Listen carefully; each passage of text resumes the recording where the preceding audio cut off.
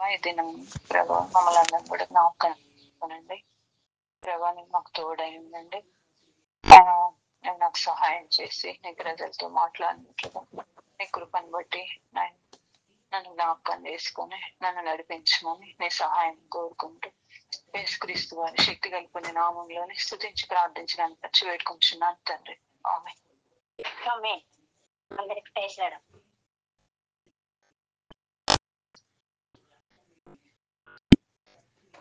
రెండో రాజులు అధ్యాయంలో ఇక్కడ వాళ్ళు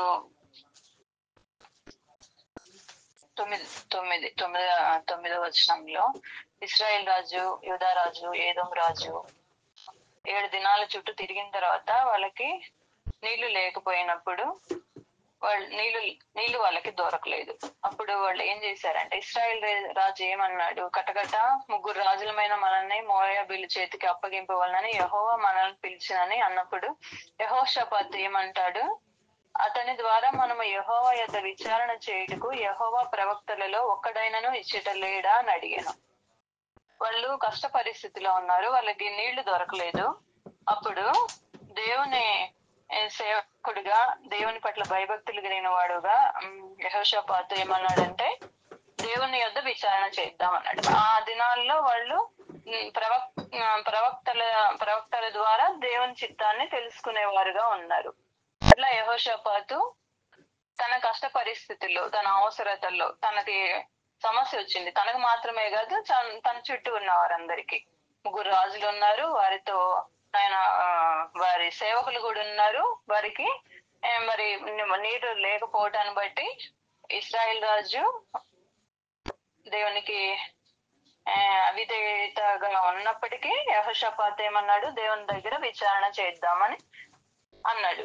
ముందుగా యెహోషాపాతు ఆయన ఎంత దేవుని పట్ల ఎటువంటి భయభక్తులు చూపించాడో మనం యెహోషాపాతు గురించి మనం కొంచెం తెలుసుకుందాం. 2వ దినవృత్తాంతములు 17వ అధ్యాయంలో యెహోషాపాతు గురించి దేవుడు రాసి ఉంచాడు. యెహోషాపాతు ఎంతో మంచి రాజు, దేవుని పట్ల ఎంతో భయభక్తులు కలిగి ఉన్నాడు. ఈయన ఆసా కుమారుడు. యెహోవా అతనికి సహాయుడై ఉన్నాడు. యెహోషాపాతు తన తండ్రి అయిన దావీదు ప్రారంభ దినాల్లో నడిచిన మార్గమంతా నడుచుకుంటా ఉన్నాడు. తన తండ్రి అంటే మన పరిశుద్ధ గ్రంథంలో పితరులను తండ్రిగా సంబోధిస్తా ఉంటారు కదా, మనందరికి తెలుసు. అట్లు యెహోషాపాతు దేవుని పట్ల ఎంతో భయభక్తులు కలిగి ఉన్నాడు. దేవుడు అతనికి సహాయం చేస్తా ఉన్నాడు. తన పితరుడైన దావీదు వలె, దావీదు నడిచిన మార్గంలోనే నడుచుకుంటూ ఉన్నాడు. ఆయన ఆజ్ఞలను అనుసరించి నడుచుకున్నాడు అంట. 5వ అధ్యాయంలో ఉంటది కదా, ఆయన ఆజ్ఞలను అనుసరించి యెహోషాపాతు నడుచుకుంటా ఉన్నాడు. కాబట్టి యెహోవా అతని రాజ్యాన్ని స్థిరపరిచాడు. యెహోవా మార్గంలో యందు నడుచుకున్నటకు అతడు తన మనసును దృఢపరుచుకున్నాడు. ఆయన నిజంగా చాలా మంచి రాజు. దావీదు వల్లే ఆయన పరిపాలన చేసినాడు. నీతి న్యాయములను అనుసరించి తన ప్రజలకు ధర్మశాస్త్రాన్ని బోధించడానికి పెద్దలైన వారందరినీ యూదా దేశం అంతటికి పంపించి ధర్మశాస్త్రాన్ని వాళ్ళందరూ ఎరగాలని, దేవుని వైపు తిరగాలని ఆయన ఎంతో ప్రయాసపడ్డాడు. అట్లా దేవుడు తనని ఆశీర్వదించాడు. తర్వాత కూడా యెహోషాపాతు కూడా 19వ అధ్యాయంలో 4లో చూసినప్పుడు యెహోషాపాతు కూడా యెరూషలేములో నివాసం చేస్తూ బెయేర్షెబా నుండి ఆ ఎఫ్రాయిం మన్యం వరకు జనుల మధ్య సంచరిస్తూ వారి పితరుల దేవుడైన యెహోవా వైపుకు వారిని మళ్లించెను. అట్లా ఆయన కూడా రాజు అయినప్పటికీ కూడా ప్రజల మధ్య సంచరిస్తూ దేవుని వైపు ప్రజలను తిప్పునట్లుగా ఆయన ప్రయాసపడ్డాడు.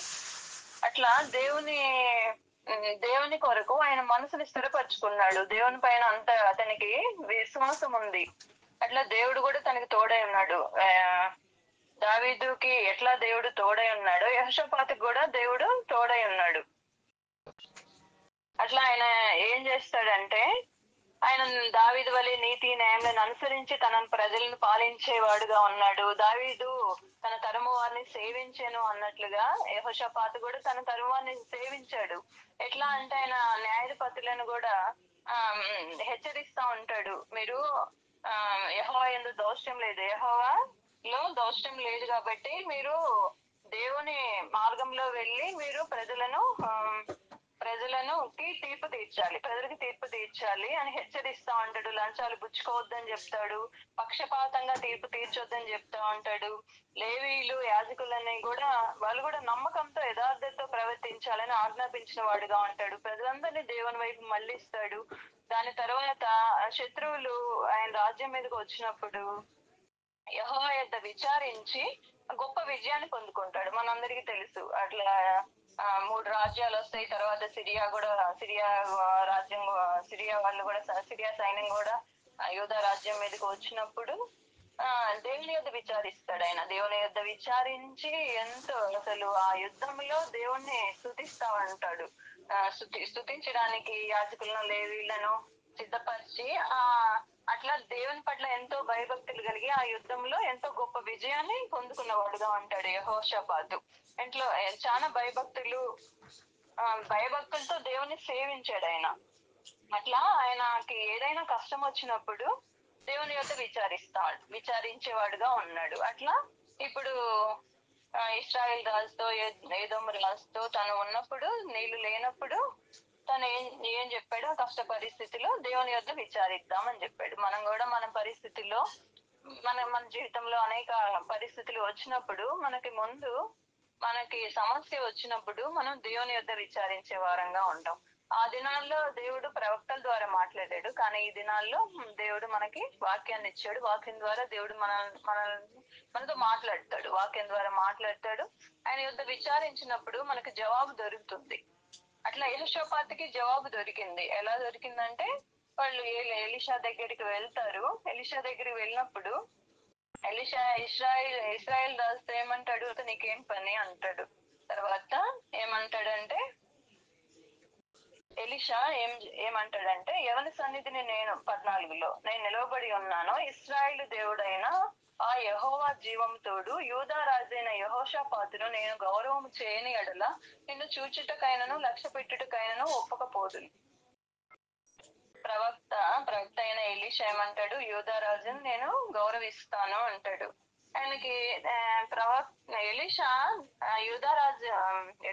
యెహోషాపాతును ఎందుకు గౌరవించాడంటే, ఆయన ఒక పెద్ద రాజు అని కాదు, ఆ రాజే, కానీ దానికి ముందు ఆయన గొప్ప దైవజనుడని, దేవుని పట్ల ఎంతో భయభక్తులు కలిగి ఉన్నాడని, యథార్థంగా దేవుని సన్నిధిలో ఉన్నాడని, దేవుని చిత్తాన్ని చేయుటకు తన మనస్సు నిలుపుకొని ఉన్నాడని, దావీదు వలె దేవుని మార్గంలో యథార్థంగా జీవించాడని దేవుడికి తెలుసు, ప్రవక్తకు కూడా తెలుసు. కాబట్టి నేను యెహోషాపాతుని గౌరవిస్తానని చెప్పి వాళ్ళకి సహాయం చేస్తాడు. సహాయం చేసి ప్రహార్లో ఉంటది కదా, యెహోవా సెలవిచ్చింది ఏమనగా, అప్పుడు ఎలీషా దేవునితో మాట్లాడినప్పుడు దేవుడు ఈ విధంగా సెలవిస్తాడు. యెహోవా సెలవిచ్చింది ఏమనగా, గాలియే గాని వర్షమే గాని రాకపోయినను మీరును మీ మందలను మీ పశువులను త్రాగుటకు ఈ లోయ నీళ్లతో నిండును. ఇది యెహోవా దృష్టికి అల్పమే. అట్లా యెహోషాపాతు దేవుని సన్నిధిలో విచారించినప్పుడు తన అవసరతల కొరకు, తన సమస్య కొరకు దేవుడు ఉత్తరం ఇస్తాడు, దేవుడు జవాబిచ్చాడు.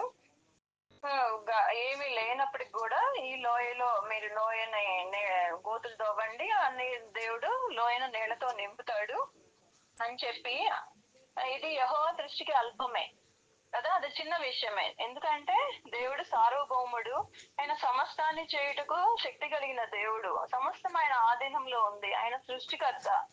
ఆయన మన సమస్యని పరిష్కరించే శక్తి ఆయనకు ఉంది. మన సమస్యలన్నిటికీ ఆయన వద్ద పరిష్కారం దొరుకుతుంది.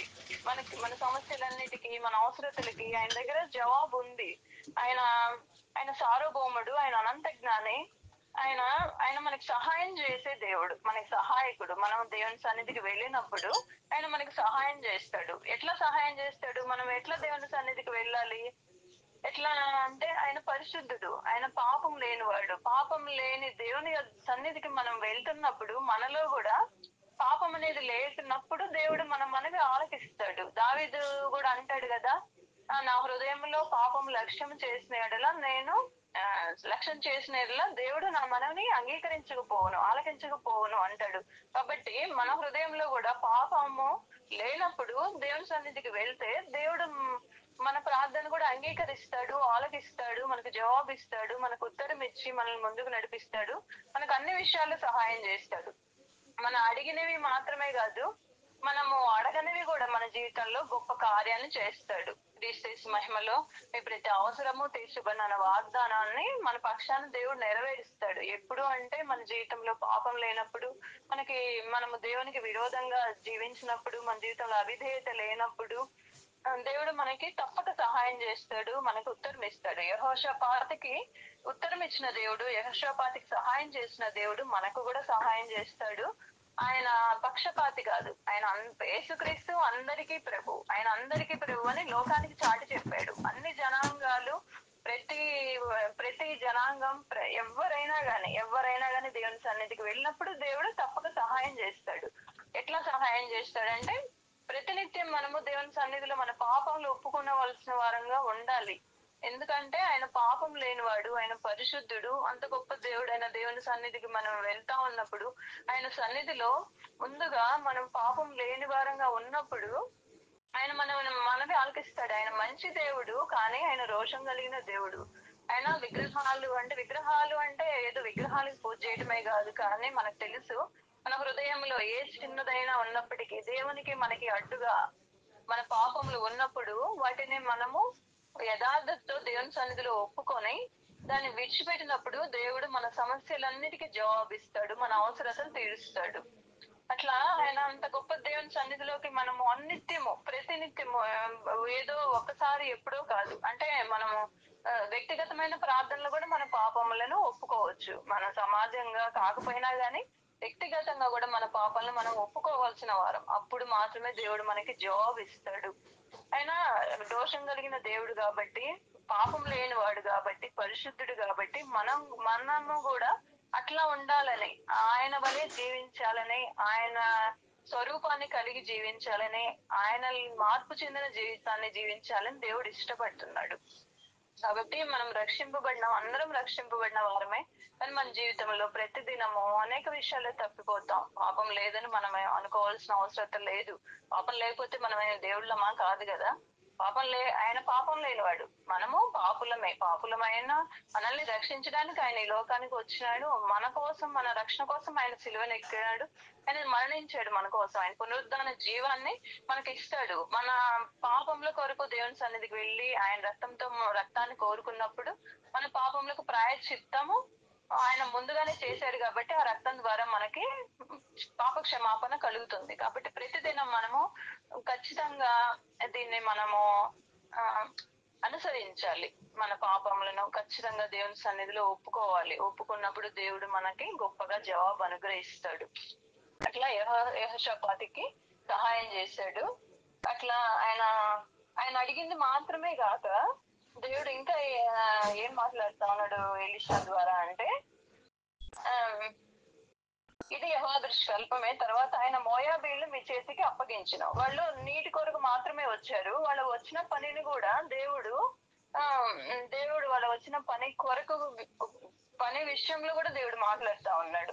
ఆయన మోయాబీయులు మీ చేతికి అప్పగిస్తాడు, మీరు ప్రాకారములు కలిగిన ప్రతి పట్టణమును, రమ్యమైన ప్రతి పట్టణాన్ని కొల్లబెడతారు.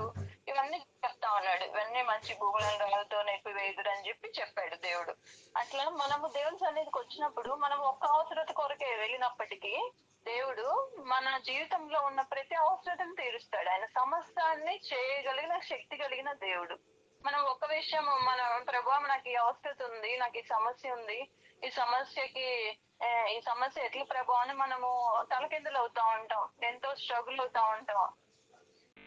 అయినప్పటికీ దేవుడు సన్నిధిలో నిజంగా దేవుడిని వెతికినప్పుడు దేవుడు మనకి జవాబిస్తాడు.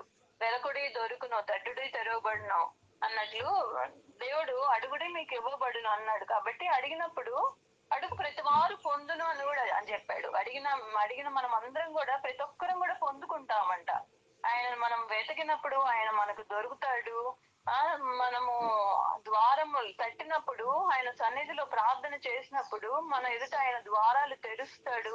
మనం అడిగినప్పుడు ప్రతి ఒక్కటి కూడా మనకు అనుగ్రహిస్తాడు. అడుగు ప్రతి వారు కూడా పొందుకుంటారు. మన అక్కర్లో అవసరతలన్నీ తీర్చబడతాయి. మనము అడిగిన ఒక్క విషయం మాత్రమే కాదు, కానీ మనం అడగని వాటిని కూడా దేవుడు దయచేస్తాడు. ఆయన ఎందుకంటే ఆయనకు అన్ని తెలుసు. మన జీవితంలో మనం ఎటువంటి కష్ట పరిస్థితులు గుండా వెళ్తా ఉన్నామో వాటన్నిటి గురించి ఆయన ఎరిగిన వాడు కాబట్టి, మనము పాపం లేనప్పుడు మన జీవితంలో మనము దేవునికి విధేయత చూపించినప్పుడు మన జీవితంలో ఉన్న ప్రతి అవసరత ప్రతి ఒక్కరు ఆయన తీర్చుటకు శక్తి కలిగిన దేవుడు. కాబట్టి యెహోషాపాతుకి సహాయం చేశాడు. నీళ్లు మాత్రమే కాదు, నీళ్లను లోయతో నింపడం మాత్రమే లోయను నీళ్లతో నింపుట మాత్రమే కాక దేవుడు వాళ్ళు వచ్చిన పనిని కూడా వాళ్ళు మోయాబు రాజు మీదకి యుద్ధాని కోసం వచ్చారు కాబట్టి దేవుడు ఆ విషయంలో కూడా దేవుడు మాట్లాడుతా ఉన్నాడు. మీకు మోయాబీలు మీ చేతికి అప్పగిస్తానని కూడా చెప్పాడు దేవుడు. అట్లా దాన్ని నెక్స్ట్ మనం చూసుకుంటే నీళ్లు ఏదో మార్గం రాగా దేవుడు నీళ్లతో దేశము నీళ్లతో నిండెను. అట్లా దేవుడు ఆయన చెప్పిన వాగ్దానాన్ని నెరవేర్చాడు. అప్పుడే చెప్పాడు ఇది ఇట్లా జరుగుతుందని చెప్పాడు. నీళ్ళు ఇచ్చాడు, దేశం నీళ్లతో నిండింది. దాని తర్వాత ఏం జరుగుతుంది యుద్ధం గురించి కూడా చెప్తాడు. మోయాబీలు మీ చేతికి అప్పగింపబడతారా. ఇది దేవునికి అల్పమే, చిన్న పనే నిజంగా కదా. ఇశ్రాయేల్ జీవితంలో దేవుడు ఎన్ని గొప్ప కార్యాలు చేశాడు అవన్నీ మనకు తెలుసు. కానీ ఇశ్రాయేల్ జీవితంలో మాత్రమే కాదు, దేవుడు మన జీవితంలో కూడా చేయుటకు శక్తి కలిగిన వాడు. మన జీవితంలో కూడా గొప్ప కార్యాలు చేస్తాడు. ఆయన పక్షపాతి కాదు, ఆయన మంచి దేవుడు. మనం యథార్థ హృదయంతో దేవుని సన్నిధిలో మన పాపములను ఒప్పుకున్నప్పుడు, మనకి దేవునికి మధ్య పాపము లేకుండా ఉన్నప్పుడు, అడ్డుగా మన పాపములు మన ప్రార్థన ఆలకించలేని మన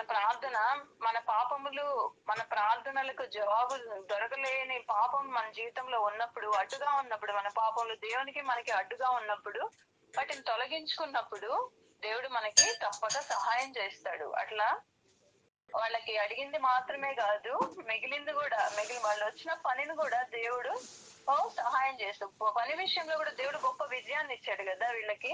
దేవుడు నిజంగా ఉన్నవి లేనట్టుగా, లేనివి ఉన్నట్టుగా చేయుటకు శక్తి కలిగిన దేవుడు. ఆయన లేనివి ఉన్నట్టుగా, ఉన్నవి లేనట్టుగా చేశాడు కదా. ఇప్పుడు ఉదయం ముందు మోయాబీలు వాళ్ళకి ఆ నీళ్లు ఎట్లా కనిపించినాయంట, రక్తంలాగా కనపడినాయంట. అట్లా దేవుడు ఎంత గొప్ప దేవుడో చూడండి.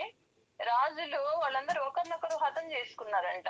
తర్వాత మోయాబు రాజు కూడా తన కుమారుణ్ణి కూడా బలిగా అర్పిస్తాడు. అట్లా దేవుని ఎరగని వారు వాళ్ళకి వాళ్ళే నష్టం చేసుకునే వాళ్ళుగా ఉంటారు. వాళ్ళు వేరే వాళ్ళకి ఏదో నష్టం చేయాలనుకుని చేయొచ్చేమో కానీ అది దేవుని ప్రజలకి నష్టం కాదు, కానీ ఇది వాళ్ళకి వాళ్ళే నష్టం చేసుకునేవారు కాదు. ఎందుకంటే వాళ్ళు అంధకారంలో ఉన్నారు, దేవుణ్ణి ఎరగని వారిగా ఉన్నారు, చీకట్లో ఉన్నారు. కాబట్టి అది వారికే నష్టం. దేవుణ్ణి ఎరగకుండా మనమేమో ఒక్కొక్కసారి రక్షింపబడిన మనం కూడా ఒక్కొక్కసారి అటువంటి ఆ పరిస్థితుల్లోకి వెళ్లే వారంగా ఉంటాము. దేవునికి అవిధేయత ఒక్కొక్కసారి మన జీవితంలో చూపించినప్పుడు, మనము దేవుని మార్గంలో కాకుండా మన ఇష్టమైన మార్గంలో వెళ్ళినప్పుడు అవన్నీ మనకి నష్టం జరుగుతూ ఉంటది. మనం నష్టం మన జీవితంలో నష్టం. అది తర్వాత దేవుని సన్నిధిలో మనం అడిగినప్పుడు దేవుడు మనకి బయలుపరుస్తాడు. కాబట్టి ఇట్లా దేవుని ఎరగని వీళ్ళు కూడా, ఈ మోయాబీలు వీళ్ళు కూడా ఒకరినొకరు వాళ్ళకి వాళ్ళే హతం చేసుకున్నారు, వాళ్ళకి వాళ్ళే చంపుకున్నారు. ఇట్లా మోయాబు రాజు కూడా తన జ్యేష్ఠ కుమారుణ్ణి బలిగా అర్పించాడు. అట్లా దేవుణ్ణి ఎరగని ప్రజలు, దేవుణ్ణి ఎరగని వారు, దేవుణ్ణి ఎరిగిన వారు ఖచ్చితంగా వాళ్ళకి వాళ్ళే నష్టం. వాళ్ళ ఆత్మ నష్టపరుచుకుంటారు, దేవుని ప్రజలకు విరోధంగానే ప్రవర్తిస్తూ ఉంటారు. అది వారికే నష్టం. మనము వారి వల్ల బాధపడినప్పటికీ కూడా అది వారు ఎక్కువగా నష్టపోతారు. కానీ మనం కూడా ప్రతి పరిస్థితిలో దేవునికి అంగీకారమైన జీవితం, ప్రతి పరిస్థితిలో మనము ఒకసారి ఆత్మీయ వివేచన అనేది మనం ప్రతిదినం చేసుకోవాలి. ఒక్కొక్కసారి మనకి అర్థమవుతా ఉంటది, నువ్వు మనకి దూరంగా ఉన్నావు, ఏమైంది, ఎందుకు ఈ పరిస్థితి అని మనమే ఆలోచించుకున్నప్పుడు దేవుడు మనకి తెలియజేస్తాడు. నువ్వు ఇక్కడ తప్పిపోయినావు, ఇక్కడ ఈ మాటల్లో తప్పిపోయినావు, ఇక్కడ ఇది అని దేవుడు చెప్తాడు. మనం వాటిని సరి చేసుకోవాల్సిన వారంగా ఉన్నాము. సరి చేసుకున్నప్పుడు మాత్రమే దేవుడు మన ప్రార్థనలకు జవాబిస్తాడు, మనల్ని అంగీకరిస్తాడు, మన తప్పిదాలను క్షమిస్తాడు. దేవుడు క్షమించుటకు సిద్ధంగా మనసు కలిగిన వాడు. ఆయన కృప కలిగిన దేవుడు. మనల్ని త్రోసివేయడు, ఆయన ఎప్పుడు తోసివేయడు. మన మన పాపములు దేవుని సన్నిధిలో వెళ్ళి మనము చెప్పుకున్నప్పుడు దేవుడు ఖచ్చితంగా మనల్ని అంగీకరిస్తాడు. నిశ్చయంగా దేవుడు మనల్ని స్వీకరిస్తాడు, ప్రేమతో స్వీకరిస్తాడు. మన పొరపాట్లు, మన పతనాలన్నిటిని కూడా ఆయన క్షమిస్తాడు. క్షమించుటకు సిద్ధ మనసు కలిగిన దేవుడు తిరిగి మనల్ని సమకూరుస్తాడు. ఎప్పుడంటే మన పాపం దేవుని సన్నిధిలో ఒప్పుకున్నప్పుడు మనకు తిరిగి సహాయం చేస్తాడు. మనం అడిగి ఊహించిన వాటికంటే ఎక్కువ సహాయం దేవుని యొద్ద నుండి మనం పొందుకుంటాం. మనలో కార్యసాధకమైన తన శక్తి చొప్పున మనం అడుగు వాటికంటేనూ ఊహించు వాటికంటేనూ అత్యధికంగా చేయగలిగిన దేవుడు ఆయన. కాబట్టి మనలో కార్యసాధకం ఎట్లా, మన కార్యం ఎట్లా సాధ్యమవుతుంది? మనలో పాపం లేనప్పుడు మన కార్యం సాధ్యమవుతుంది. దేవుడు ఆ కార్యాన్ని సఫలపరుస్తాడు. కార్యాలను సఫలపరిచే దేవుడు ఆయన. కార్యాన్ని సఫలపరిచే దేవుడు, కార్యాన్ని ముందుకు నడిపించే దేవుడు, శత్రువుల మీద మనకు విజయాన్ని ఇచ్చే దేవుడు. కాబట్టి దేవుడు తప్పక మనకి దేవుని సన్నిధిలోకి వెళ్ళి మనం అడిగినప్పుడు దేవుడు మనకు సహాయం చేస్తాడు. ఈ సహాయము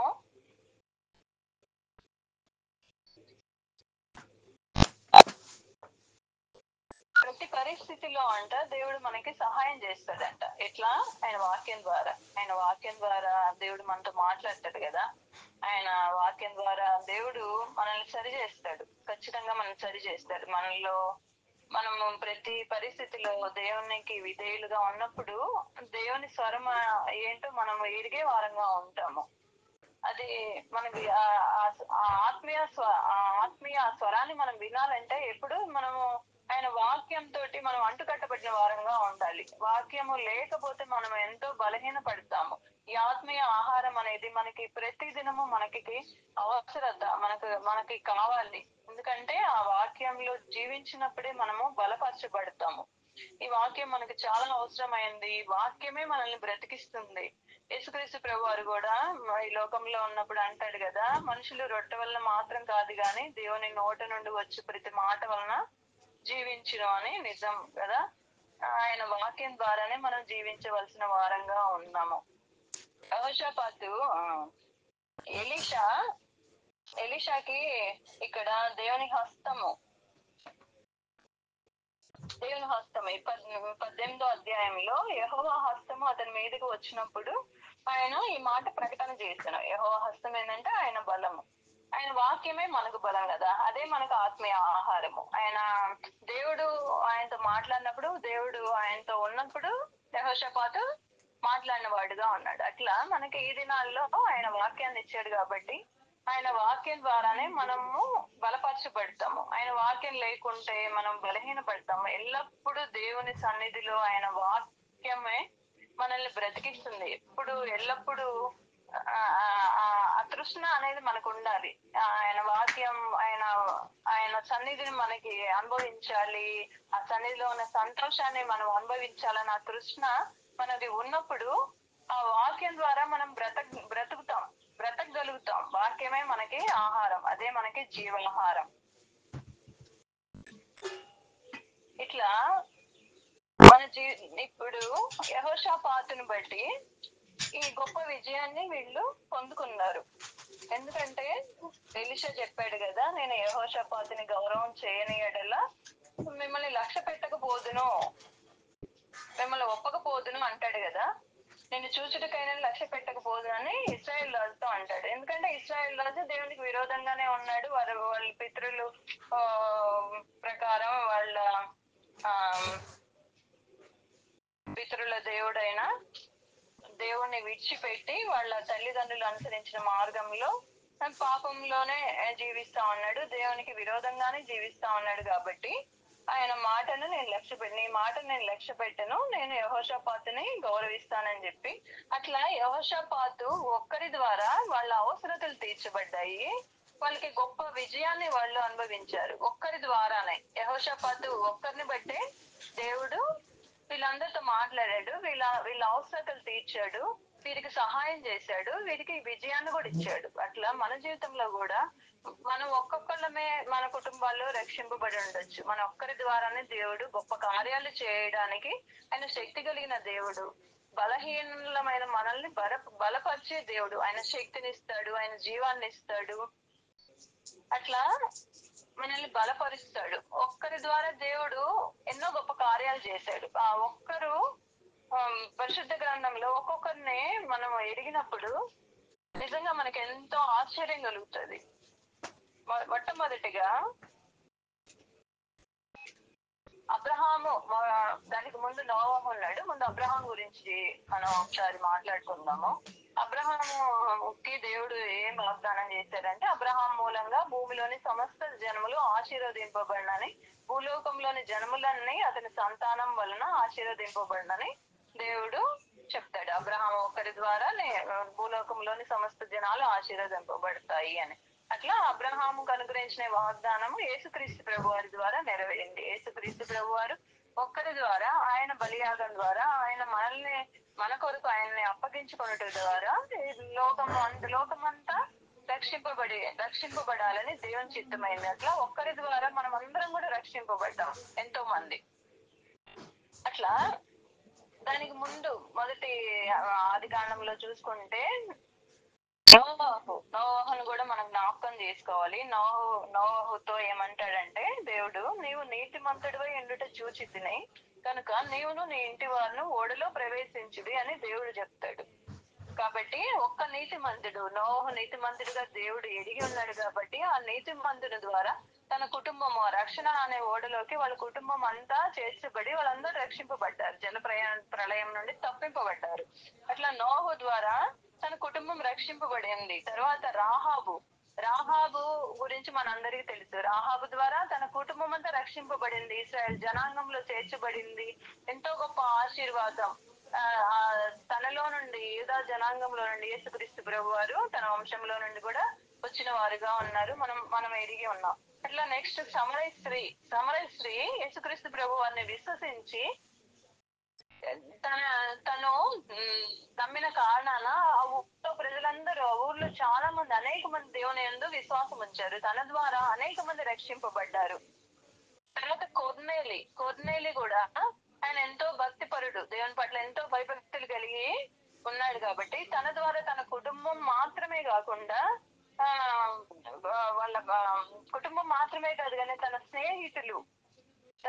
స్నేహితులు వాళ్ళ బంధువులు అనేక మంది రక్షింపబడ్డారు కొర్నేలి ద్వారా కూడా. నెక్స్ట్ లూదియా మనకు అందరికీ తెలుసు కదా, అపోస్తలుల కార్యంలో ఉంటది. ఆమె దేవుని పట్ల ఎంతో భయభక్తులు కలిగి తన కుటుంబం, తన ద్వారా తన కుటుంబం కూడా రక్షింపబడింది. అందరూ బాప్టిజం తీసుకుంటారు. తర్వాత చెరసాల నాయకుడు పౌలు చెరసాలలో ఉన్నప్పుడు చెరసాల నాయకుడు కూడా దేవుని యందు విశ్వాసం ఉంచుట ద్వారా తన కుటుంబం కూడా రక్షింపబడింది. ఇట్లా వీళ్ళందరి విశ్వాసం ద్వారా అనేక మంది రక్షింపబడారు. కుటుంబం మాత్రమే వారి ద్వారా వారి బంధువులు, వాళ్ళ స్నేహితులు అనేక మంది రక్షింపబడ్డారు. ఇట్లా వీళ్ళందరూ వేర్వేరు జనాంగంలో నుంచి వచ్చిన వారే. వీరందరూ ఒక్కరు కాదు, వీరందరూ వేర్వేరు జనాంగంలో నుంచి వచ్చిన వారు. అట్లా ప్రతి జనములోనూ ఆయనకు భయపడి నీతిగా నడుచుకునే వారిని ఆయన అంగీకరిస్తాడంట. ప్రతి జనాంగం, ఏ జనాంగం అయినప్పటికీ, మనం యూదులం కానప్పటికీ ప్రతి జనాంగంలో ఆయనకి భయపడి నీతిగా నడుచుకునే వారిని ఆయన అంగీకరిస్తాడంట. అట్లా వీరందరి విశ్వాసం ద్వారా యేసుక్రీస్తు అందరికీ ప్రభు అని లోకానికి చెప్పాడు దేవుడు. యేసుక్రీస్తు అందరికీ ప్రభు అని. వీళ్ళందరూ రకరకాల వేరు జనాంగాలు, వీళ్ళందరూ వేరైన వాళ్ళు అయినప్పటికీ దేవుణ్ణి విశ్వసించి వారి ద్వారా, ఒక్కరి ద్వారా దేవుడు వారి కుటుంబాన్ని రక్షించాడు. వారి బంధువులు, వారి స్నేహితులు, ఇట్లా వీరందరూ రక్షింపబడి ఎంతో ఆశీర్వాదకరమైన జీవితాన్ని వాళ్ళు జీవించారు. అట్లా మనము కూడా ఒక్కొక్కలమే, మనల్ని కూడా దేవుడు రక్షించాడు. మన ద్వారా కూడా ఆయన గొప్ప కార్యాలు చేయడానికి ఇష్టపడతా ఉన్నాడు. మనం ఏం చేయాలి? దేవునికి విధేయత చూపించి మన కుటుంబం రక్షింపబడినట్లుగా, మన సంఘంలో వారు రక్షింపబడినట్లుగా, మన చుట్టూన్న వారు, మన బంధువులు, మన స్నేహితులు, వీరందరి కొరకు మనం ప్రార్థించినప్పుడు దేవుడు గొప్ప కార్యాలు చేస్తాడు. మన ఒక్కరి ద్వారా కూడా దేవుడు గొప్ప కార్యాలు చేయుటకు ఆయన శక్తి కలిగిన దేవుడు. అట్లా ఇక్కడ ఉన్న వీళ్ళు నీటి కొరకు నీళ్లు లేనప్పుడు దేవుని సన్నిధిని వెతికారు. ఈ నీళ్లు ఏంటంటే ఇది జీవజలం. ఈ జలం ఏంటి? జీవజలం. దేవుడు చెప్తాడు కదా, దప్పికొన్న వాళ్ళారా నా యొద్దకు రండి అని. ఈ దప్పిక ఏంటంటే ఆత్మీయమైన దప్పిక. ఆత్మీయమైన దప్పిక. ఈ జలం ఏంటి? జీవ జలం. మనము దేవుణ్ణి విశ్వసించినప్పుడు ఈ జీవాన్ని మనకి ఇస్తాడు. ఈ జీవం ఏంటంటే దేవుని వరము. ఈ జీవము దేవుని వరము. ఇది నిజంగా ఎంత గొప్ప వరము. ఈ జీవము, ఈ జీవ జలము, ఈ ఆత్మీయ వాక్యం అనే ఆత్మీయ ఆహారము, ఇవి ఎంత గొప్పవో రక్షింపబడిన మనకు మాత్రమే మనకు మాత్రమే అర్థమవుతుంది. రక్షణ లేని వారికి అర్థం కాకపోవచ్చు, కానీ మనము ఈ వరాన్ని పొందుకొని ఈ వరాన్ని మనం అందరికీ కూడా వాళ్ళ జీవితాలు కూడా వాళ్ళు కూడా ఈ వరాన్ని పొందుకున్నట్లుగా, వాళ్ళు కూడా అనుభవించినట్లుగా మనం ప్రయాసపడవలసిన వారంగా మనం ఉన్నాము. ఈ ఆత్మీయ ఈ దేవుడు మనకి ఇచ్చిన ఈ వరాన్ని మన అవిధేయతను బట్టి మనం పోగొట్టుకోకుండా, మన విధేయతను బట్టి మన చుట్టూన్న వారు కూడా ఈ వరము వాళ్ళు కూడా అనుభవించాలి. అట్లా దేవుని రాజ్య స్థాపనలో మనం కూడా పాలి భాగస్థులం అవ్వాలి.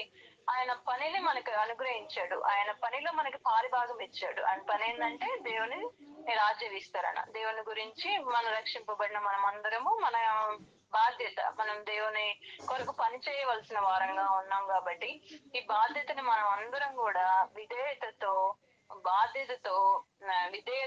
మనం చేసినప్పుడు దేవుడు మన యందు సంతోషిస్తాడు. మన చుట్టూన్న వారందరూ కూడా వారికి రక్షణ కలుగుతుంది. వారు నరకం నుండి, ఆ నిత్య నాశనం నుండి తప్పించబడతారు.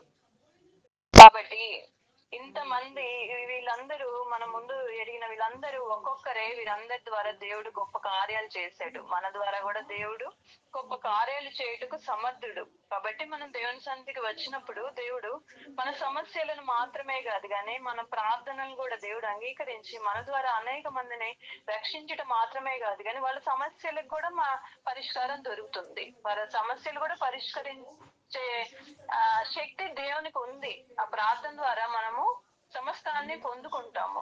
ప్రార్థన ద్వారా పరిష్కారం కాని సమస్య అంటూ ఏది లేదు. ప్రార్థన ద్వారా అన్ని సమస్యలు పరిష్కారం అవుతాయి.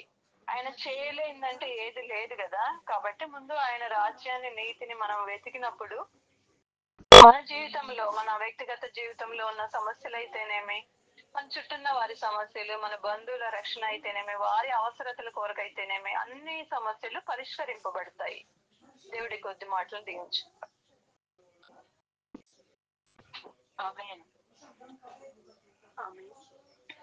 Thank you sister. ఈరోజు మన మధ్యకి వచ్చి వాక్య భాగాన్ని సిస్టర్ గారికి మనందరి తరఫున ప్రత్యేకమైన వందనాలండి. దేవుడు తన యొక్క పరిశుద్ధాత్మ ద్వారా మనతో ఎన్నో మాటలు మాట్లాడుతూ వచ్చాడు. ముగ్గురు రాజులు వారి మీదకి మోయాబు దేశము మోయాబీలు తండ్రికి వచ్చినప్పుడు వారి విషయంలో దేవుడు చేస్తూ వచ్చిన అనేక అద్భుత కార్యాలు. యెహోషాపాతు దేవుని మీద ఆధారపడ్డాడు. ఆశా కుమారుడైన యెహోషాపాతు మరి ఎలీషా దగ్గరికి వచ్చి మోయాబీలు మా మీదకి వస్తున్నారు, మాకు సహాయం చేసి దేవుని చిత్తం తెలుసుకోమన్నప్పుడు ఎలీషా మాట్లాడుతూ వచ్చాడు. ఈ యొక్క లోయను నీళ్లతో నింపమన్నప్పుడు అది ఆ యొక్క యుద్ధం సమయంలో అది వారికి రక్తంగా కనిపించింది. సూర్యుడు ఆ నీళ్ల మీద ప్రకాశించినప్పుడు రక్తంగా కనిపించింది. దేవుని మీద ఆధారపడినప్పుడు దేవుడు సమస్త కార్యాలను సఫలపరిచే దేవుడు. ఆయన ఏదైనా చేయగలడు. ఎలా అయినా మార్చేయగలిగిన దేవుడు శక్తివంతుడు. అట్టి దేవుణ్ణి మనందరం కలిగి ఉన్నాము. మనం కూడా మన యొక్క అనేక సొంత విషయాల్లో మన స్వబుద్ధిని ఆధారం చేసుకోకుండా ప్రతి విషయంలో ప్రతి దానికి ఆయన ఆశ్రయించినప్పుడు ఆయన మనకు మార్గం చూపే దేవుడు. ఆయన మనకి ఇచ్చిన ఈ రక్షణ ఆధారం చేసుకొని విశ్వాసంలో ఇంకను స్థిరపరచబడడానికి మనం ముందు కొనసాగిపోదామండి. విన్న వాక్యమును బట్టి ప్రార్థనలోకి వెళ్దాము. ప్రేయర్ రిక్వెస్ట్ ఉంటే తెలియపరచండి సిస్టర్స్.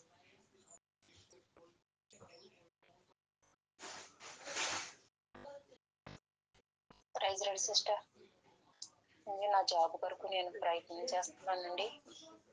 జాబ్ విషయంలో జాబ్ తొందరగా రావాలని ప్రైర్లో జ్ఞాపకం చేసుకోండి. ఇంటర్వ్యూలకు వెళ్తున్నాను, వస్తున్నాను, ఇంకా కాల్ రావట్లేదు. జాబ్ కొరకు ప్రార్థించు. Thank you sister. ఓకే, ఇంకెవరికైనా ఉన్నాయండి?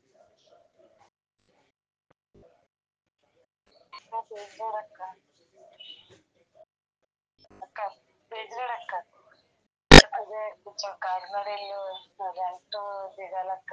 ఒక ఇల్లు రెంట్కి దిగాలి, ఇంకో ఇల్లు ఖాళీ చేయాలి. అబ్బాయి చేయట్లేదు, చాలా ఘోరంగా ఉంటున్నాడు. తర్వాత ఉదయం జాబ్ కోసం. Okay sister.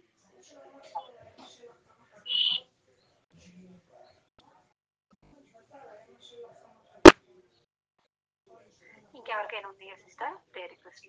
లేనట్లయితే ప్రేయర్లోకి వెళ్దాం. విజయ సిస్టర్ ప్రేయర్ చేస్తారా? విజయ చేస్తాను సార్. సూర్యోదయం ప్రతి గడికి ప్రభు పేరున హృదయపూర్వక వాళ్ళని తెలియచుకోండి. స్తోత్రం అయ్యా, స్తోత్రం స్తోత్రం స్తోత్రం స్తోత్రం స్తోత్రం.